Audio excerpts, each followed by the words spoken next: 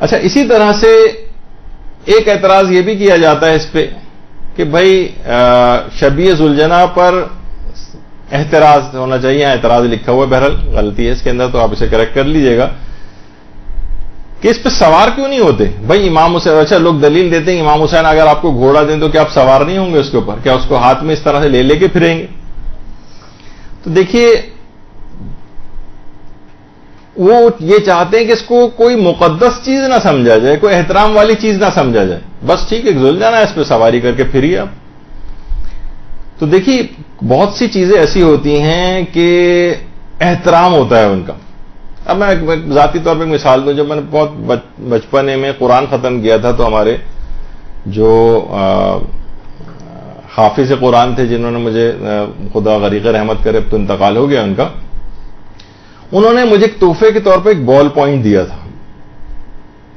وہ میں نے پتہ نہیں 20-30 سال تک اس کو ابھی بھی ڈھونڈوں تو کسی جگہ مل جائے گا. میں اس کو استعمال نہیں کرتا تھا کہ استعمال ہونے سے اس کی انک وغیرہ ختم ہو جائے گی، پتہ نہیں دوبارہ ریفل اس میں ہو سکے یا نہ ہو سکے. تو میں اپنے پاس سنبھال کے رکھتا تھا اس کو، اور استعمال بھی نہیں کرتا تھا. بس یہ ان کا ایک میرے پاس تھا، مجھے خوشی ہوئی تھی کہ انہوں نے مجھے ایک انعام میں دیا. بچپن کی بات. تو کتنی چیزیں دیکھیے ایسی ہیں کہ وہ احترام کے طور پر اس کے اوپر ذوالجناح پہ سواری نہیں ہوتی. جیسے کہ معالج سبتین کتاب کے اندر بھی علامہ مازندرانی نے بھی لکھا ہے، اسرار الشہادات کے اندر بھی جو ہے یہ بات آئی ہے، ریاض المصائب میں بھی ہے علامہ تنکابنی کی، کہ مرتجز جو تھا ذوالجناح، اس نے شہادت امام حسین علیہ السلام کے بعد کسی کو اپنی پیٹھ پر سوار ہونے نہیں دیا تھا، اور 40 سے زیادہ لوگوں کو ہلاک و زخمی کیا تھا. یعنی خود اس نے بھی اپنی کسی پیٹھ پہ کسی کو سوار نہیں ہونے دیا. بحور الغمہ جو کتاب، اس کے اندر بھی ہے کہ حضرت عباس کے گھوڑے نے بھی حضرت عباس علیہ السلام کی شہادت کے بعد کسی کو اپنی پشت پر سوار نہیں ہونے دیا تھا. اچھا یہ اس کا کہ لوگ اس کو چیزوں کو تبرک کے طور پر سمجھتے تھے، اور جیسے کہ سیرت حلبیہ میں بھی ہے کہ رسول کے ایک صحابی تھے عقبہ بن عامر، پیغمبر اسلام کی سواری پر انہوں نے سوار ہونے سے منع کر دیا تھا روایتوں میں، احترام کی بنا پر، کہ پیغمبر اس کے اوپر بیٹھتے میں کیسے سوار ہو جاؤں. پھر باقاعدہ رسول اللہ نے اجازت دی، بلکہ حکم دیا کہ سواری کرو، پھر وہ اس کے اوپر سوار ہو. تو ایک احترام ہے. جیسے دیبل خزائی، باقاعدہ خوزستان میں شوش کا جو علاقہ ہے وہاں پر اس صحابی امام جو کہ اشعار کہا کرتے تھے، اور امام نے باقاعدہ ان کو ہدیے کے طور پر پیسے بھجوائے تھے. تو انہوں نے وہ پیسے واپس کیے اور کہا کہ مولا مجھے پیسے نہیں چاہیے، بلکہ مجھے اپنا ایک لباس عنایت فرما دیں. تو امام نے لباس بھی عطا کیا اور وہ پیسے بھی ان کو دیے.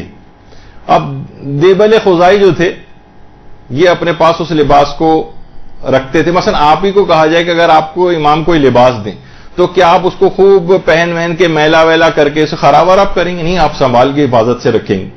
بہت ہوا تو نماز کے وقت پہ انسان پہن لے گا، پھر اس کے بعد اس کو حفاظت سے رکھے گا کہ کہیں اس کی کوئی بہترامی نہ ہو. تو دماغ کے میں ایک چیز آتی ہے کہ بطور تبرک اور اس کے احترام کے لحاظ سے، اب یہ تمام جو افراد ہیں ان کے بات ایک چیز سمجھ میں نہیں آئی ہے. یہ دیبل خزائی کا خیر وہاں پر مقبرہ ہے، تو کہ تمام افراد کو صرف اور صرف اس کا ایک خاص احترام ہے شبیہ ذوالجناح کا. مومنین کو فقط اسی شبیہ ذوالجناح پر سواری کرنی رہ گئی، اور کیا گھوڑے اور نہیں کہ اگر آپ کو بہت ہی زیادہ گھوڑ سواری کا شوق ہے تو آپ کسی اور گھوڑے کے اوپر سوار ہو جائیے. نہیں، اسی کے اوپر ہی سواری کرنی. تو یہ چیزیں احترام کے منافی ہیں. ہر وہ چیز جو امام کی ان چیزوں کے احترام کے منافی ہو اس سے احتراز کرنا لازم ہے. اس پہ بھی علماء نے فتاوی دی.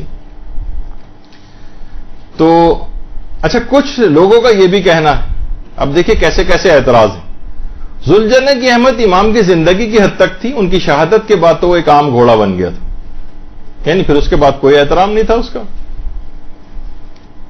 دیکھیں اگر اس بات کو مان لیا جائے، اس بات کو اگر مان لیا جائے کہ اس امام کی زندگی کی حد تک اس کا احترام تھا، اگر بالفرض وہ احترام مانا جائے، ایک ورنہ اس کے بعد ایک عام گھوڑا بن گیا تھا، تو پھر جب خانہ کعبہ کے جو غلاف کے ٹکڑے جب تک خانہ کعبہ تک لگیں تب تک احترام ہے، اس کے بعد کیوں ان کا احترام ہے؟ لوگ باقاعدہ لے کے جن کو ٹکڑا ملتا ہے اس کو فریم کر کے گھر میں لگاتے ہیں، اس کو خاص احترام سے رکھتے ہیں، اس کی خاص زیارت ہوتی ہے، لوگ اسے لے کے چومتے ہیں.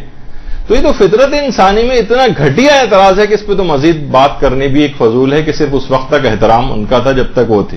اس کا مطلب یہ تھا کہ پیغمبر اسلام کے انتقال کے بعد ان سے وابستہ جتنی چیزیں سب کا احترام ختم ہو گیا تھا. پیغمبر کی اونٹنی کا کوئی احترام نہیں تھا, پیغمبر کے حجروں کا کوئی احترام نہیں تھا, پیغمبر کے لباس کا کوئی احترام باقی نہیں تھا. جب تک رسول اللہ کے صحابی تھے, جب صحابی رسول کی وجہ سے صحابی تھے نا, تب تک رسول کے صحابیوں کا احترام تھا. جیسے ہی رسول کا انتقال ہوا, دنیا سے پردہ فرمایا, اس کے بعد صحابہ کا بھی احترام ختم ہو گیا. یہ تو نہیں, انتہائی فضول قسم کی اور حیرت انگیز طور پر اس اعتراض کو اس شخص نے ایک شیعہ منحرف عالم دین, جو کہ منحرف ہو کر وہابی مذہب جنہوں نے اختیار کر لیا, اس نے اپنی کتاب کے اندر یہ والا اعتراض کیا کہ اس وقت تک احترام تھا, اس کے بعد کیا احترام. اچھا, اب کچھ چیزیں ایسی ہیں وہ ابھی آگے چل کر ویسے آخر میں وہ پیش کروں گا. وہ یہ ہے کہ عام طور پر ایک اعتراض کیا جاتا ہے, بھائی یہ کیا آپ نے پوجا پاٹ ٹائپ کی چیز شروع کر دی ہے, اور یہ کہ لوگ ذوالجنہ کے کان میں جا کر اپنی دعائیں کہتے ہیں. دیکھیے, سب سے پہلی بات تو یہ ہے کہ کوئی بھی ذوالجنہ سے کوئی دعا نہیں مانگتا, دعا اللہ ہی سے مانگی جاتی.